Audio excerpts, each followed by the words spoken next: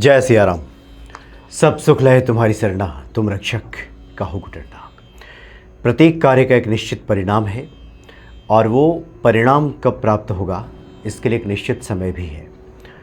जो लोग इस रहस्य से परिचित होते हैं वो धैर्यपूर्वक इंतज़ार करते हैं, प्रतीक्षा करते हैं और इसका सुफल उन्हें प्राप्त हो जाता है। और जो लोग इन रहस्यों से परिचित नहीं होते वे फिर अधीर हो जाते हैं, ऐसी वैसी बातें करने लगते हैं, परेशान हो जाते हैं। बाबा नीब करौली जी महाराज का एक ऐसा ही प्रसंग है। एक बार की बात है, ये 1955 की बात है। 1955 में बाबा बिरला मंदिर जो दिल्ली का है वहीं ठहरे हुए थे और फिरोजाबाद के रहने वाले राधे श्याम जी सुबह से लेकर शाम तक जो भक्त आते थे उनका कार्य था कि बाबा से मिलाना। चूँकि 1955 में भी जब लोगों को पता चलता था दिल्ली में कि बाबा आ गए हैं तो लंबी कतार लोगों की लग जाती थी बाबा से मिलने के लिए। और वही सब सांसारिक समस्याएं होती थी सबकी। किसी के घर में बच्चे नहीं हो रहे हैं, कहीं नौकरी नहीं है, रोज़गार नहीं है, किसी का स्वास्थ्य ठीक नहीं है, किसी का बच्चा भाग गया है, कोई कहना नहीं मान रहा। इस तरह की ही समस्याएं ज़्यादातर बाबा के पास लोग लेकर के पहुंचते थे। शायद ही कोई ऐसा होता था जो ईश्वर संबंधी जिज्ञासा लेकर के पहुंचता हो, हनुमान जी के प्रति भक्ति कैसे बढ़ेगी इस बात को लेकर के पहुंचता हो। ऐसे बहुत विरले गिने चुने लोग ही रहते थे। तो दिन भर जो फिरोजाबाद के राधे श्याम जी हैं वो लोगों को बाबा के पास भेजते रहते थे और बाबा सबसे मिलते थे। तो राधे श्याम जी ने एक दिन देखा कि एक व्यक्ति आता तो रोज़ है, बाबा से मिलता नहीं है और शाम तक बैठा रहता है वहीं पे। फिर शाम को न जाने फिर कहाँ चला जाता है, फिर अगले दिन आता है। तो जब उन्होंने 2 दिन ऐसा देखा तो उस व्यक्ति के पास जाकर राधे श्याम जी ने पूछा कि मिल क्यों नहीं रहे हो बाबा से या फिर किस लिए आए हो। तो उस व्यक्ति ने कहा कि देखिए हमारे ईश्वर में कोई आस्था नहीं है, कोई विश्वास नहीं है हमारा, लेकिन हमारा लड़का कहीं खो गया है।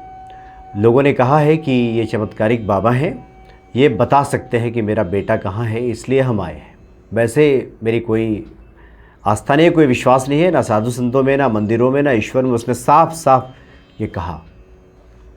तो राधे श्याम जी ने कहा कि ठीक है, आज तो संध्या हो गई है, बाबा के संध्या वंदन का समय हो गया है, बाबा पूजा पाठ करेंगे, इसलिए कल सुबह आना, कल हम भेंट करा देंगे।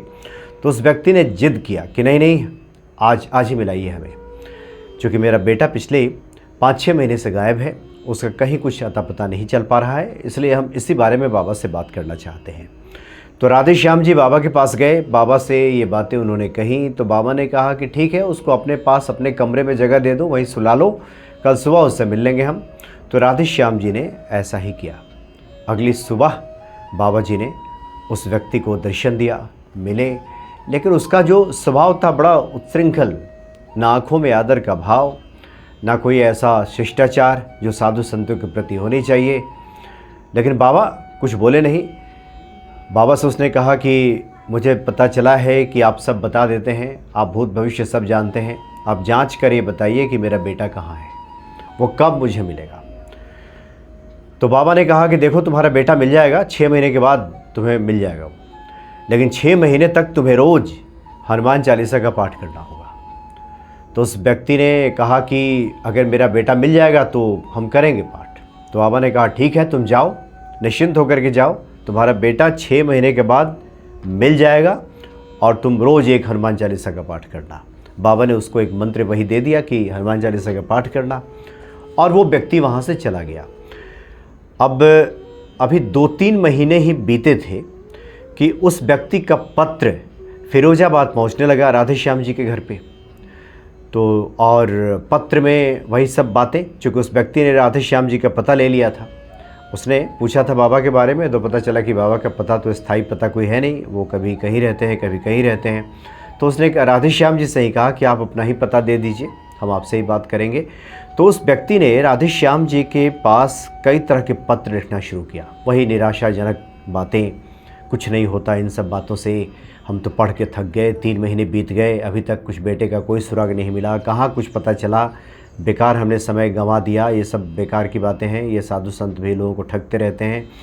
जितने उल्टे सीधे बातें हो सकती हैं वो रोज़ चिट्ठी में लिखा करता था। प्रत्येक तीसरे दिन चौथे दिन चिट्ठी प्राप्त हो जाती थी फिरोजाबाद में राधे श्याम जी को। राधे श्याम जी कभी कभी पत्र का जवाब देते थे, कहते थे कभी परेशान क्यों हो रहे हो, अभी तो 6 महीने में 3 महीने बाकी हैं।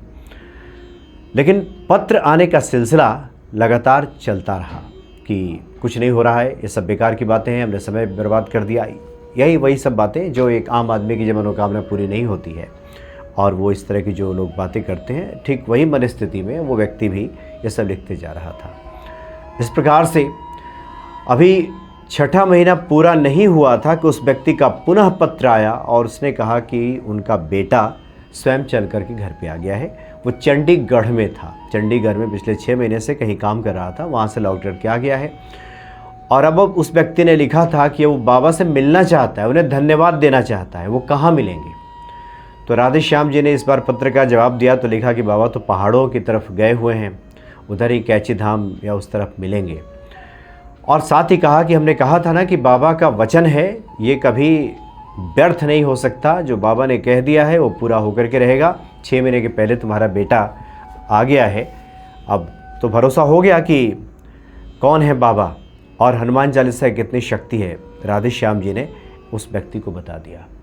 तात्पर्य यह है कि बाबा ने जो बातें बताई थी उस व्यक्ति को कि इतने दिनों तक पाठ करो, 6 महीने में तुम्हारा बेटा आ जाएगा, लेकिन अभी भी वही स्थिति बहुत से भक्तों के सामने आ जाती है। 40 दिन के अनुष्ठान की बात होती है, 21 दिन के अनुष्ठान की बात होती है, या कहा जाता है कि 90 दिन थोड़ा इंतज़ार कर लीजिए, आप पाठ कीजिए, इतना परेशान ना हो, घबराए नहीं। लेकिन होता यह है कि 10 दिन 20 दिन बीतते बीतते व्यक्ति एकदम घबरा जाता है, परेशान हो जाता है और ऐसी वैसी बातें करना शुरू कर देता है।